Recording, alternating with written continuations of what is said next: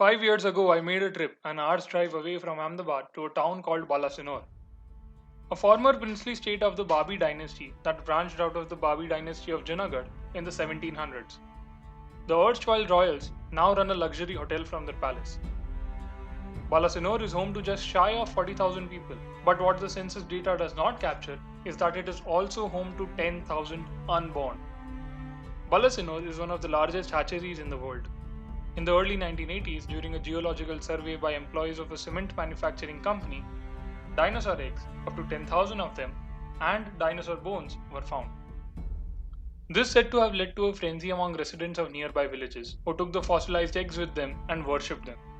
There is also a story of how a lady kept a dinosaur egg fossil in her kitchen to grind spices.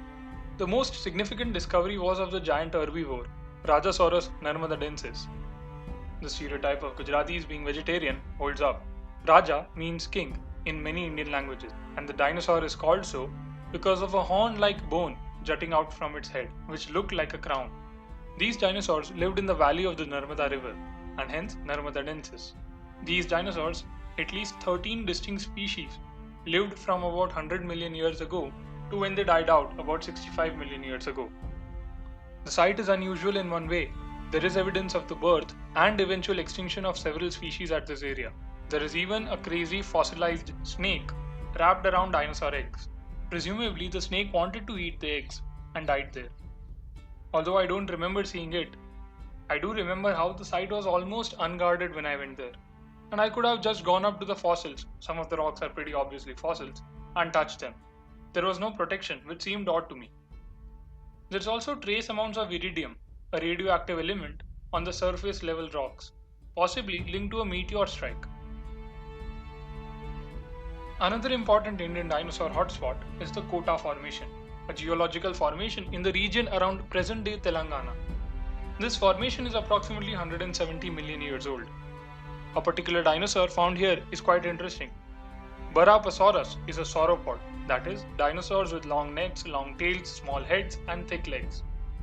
Bara or Bada means big in several Indian languages, and Sauros is Greek for lizard. Its binomial name is Barapasaurus tagorai, Tagorai after the great poet, writer, painter, and musician Rabindranath Tagore.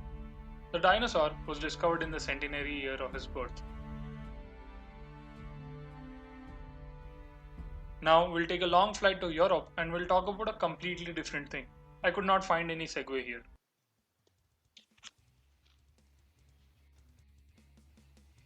There are many ways in which the worlds of the great English author J.R.R. Tolkien and Norwegian culture intersect, but I want to talk about one particular word. The Black Speech is one of the many languages created by Tolkien for his epic fantasy world. Not to nerd out completely with the details about Mordorian life, especially because I only have a perfunctory understanding of his works, but we know that Black Speech was created by Sauron, an important character in his writings, and was primarily meant for use by Mordor's servants. The only example of pure Black Speech is the inscription on the One Ring, which is a central plot element in The Lord of the Rings, which reads Ash Nazg Dur Batuluk Ash Nazg Gim Batul Ash Nazg Thraku Tuluk Ag Burzum Ishi Krimpatul.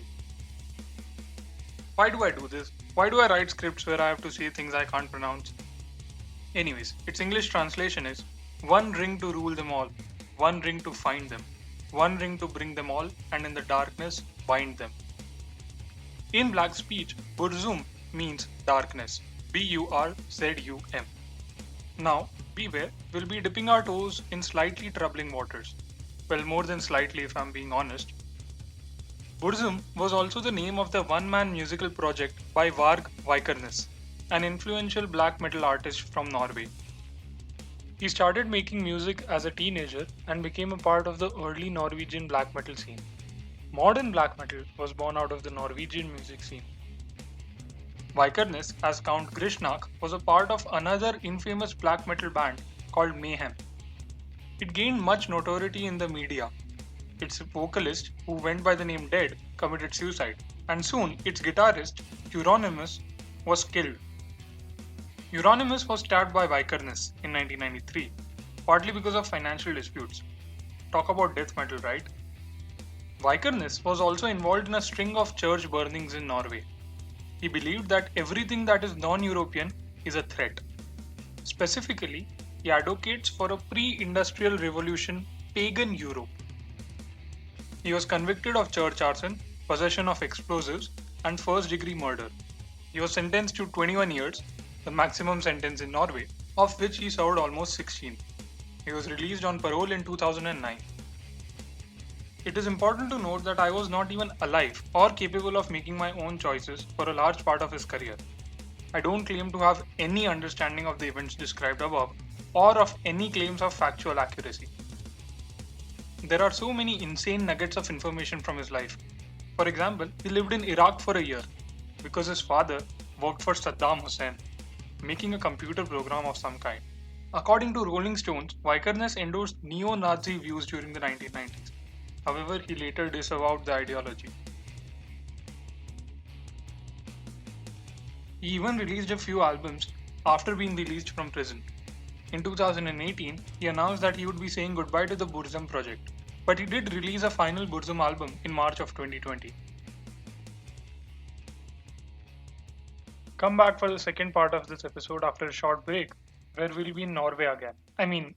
The story will be set in Norway. I will be in Ahmedabad, and you will be wherever you are.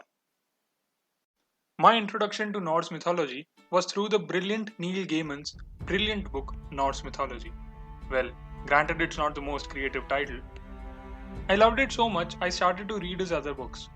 When I found out that his 2001 novel American Gods had been made into a television show for the cable network Stars, I had to read the book.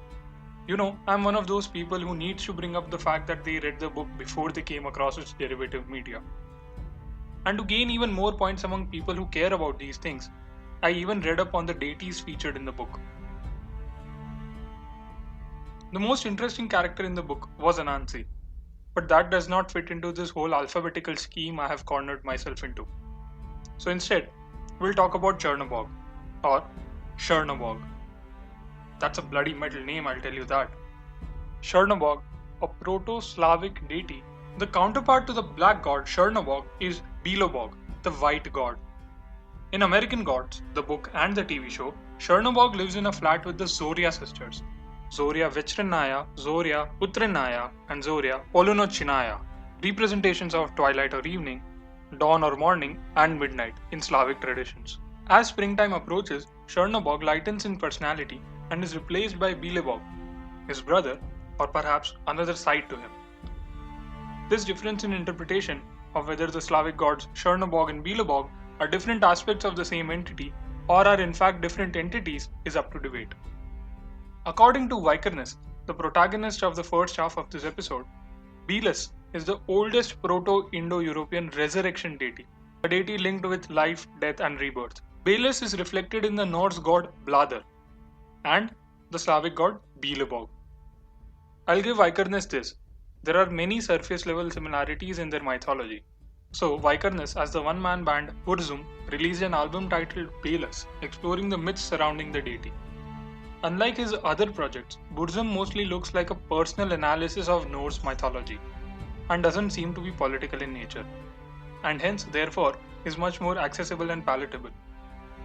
As palatable as black metal can be to general audiences. That was it for the second episode of the NPAT podcast, so go listen to Vikernes' music if you like. But I would definitely recommend that you read Neil Gaiman's books. Or if you are into audiobooks, listen to them. They are brilliantly narrated, much better than I am doing this right now. If you have not already figured it out, this project is largely self-indulgent.